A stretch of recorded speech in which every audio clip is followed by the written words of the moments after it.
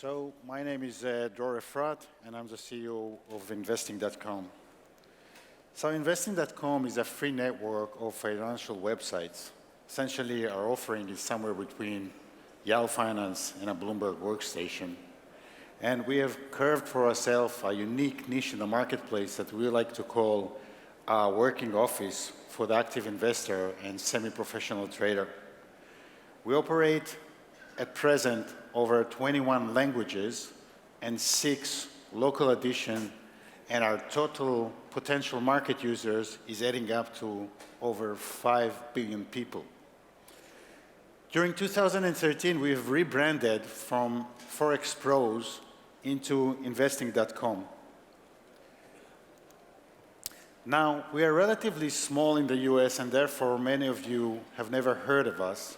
However, on a global scale, we're big. We are bigger than many of the brands that all of us know, the likes of Seeking Alpha, MarketWatch, CNBC, and the likes. And according to Web, actually in August, we have come to be the biggest financial website in the Russian language. We are doing extremely well in emerging markets because our offering is superior to the local offerings. And in fact, in addition to Russia, we are doing very well in countries like Turkey, India, Brazil. So many people ask us, what is the main reason for us to be able to achieve excess growth over the competition? And the answer is there is no one reason for that. It's a mixture of many small things that we are doing, ending up with a superior product. But I would suggest that the key factors are the fact that we are internet-savvy, multilingual operation. Many of our competitors are actually local over one language or 2 languages, and they have a much smaller marketplace that they are potentially serving. In addition to that, our product and our user experience is way superior to the competition, and as a result, people are coming back to our offering once they are finding out about us. 60% of our traffic is, in fact, returning traffic to our operation.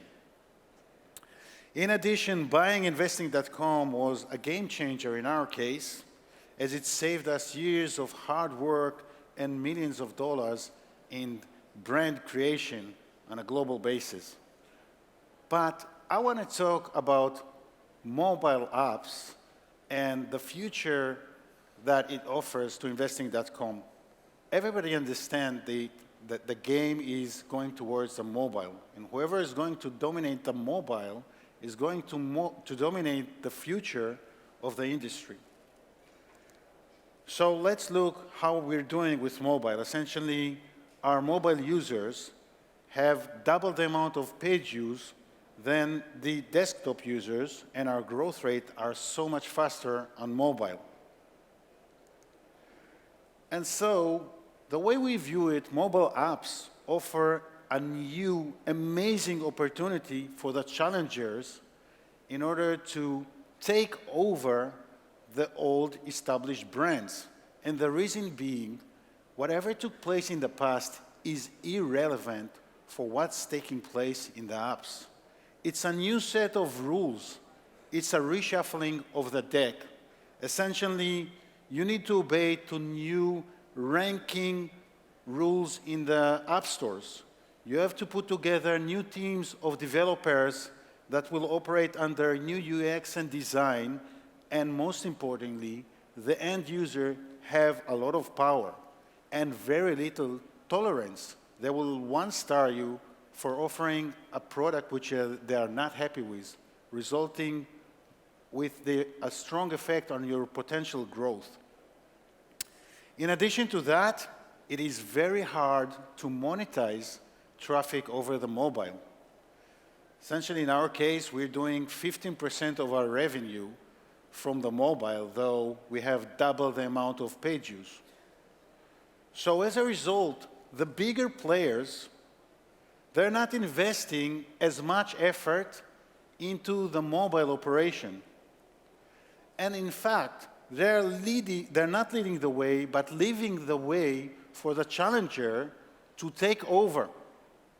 By doing so, they are neglecting their future. And I like to present how it is that we are capitalizing on it.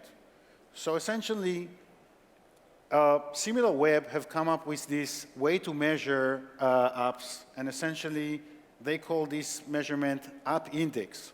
The lower the number is, the better your situation is. So you can cut it on the basis of countries, and I would like to start with English.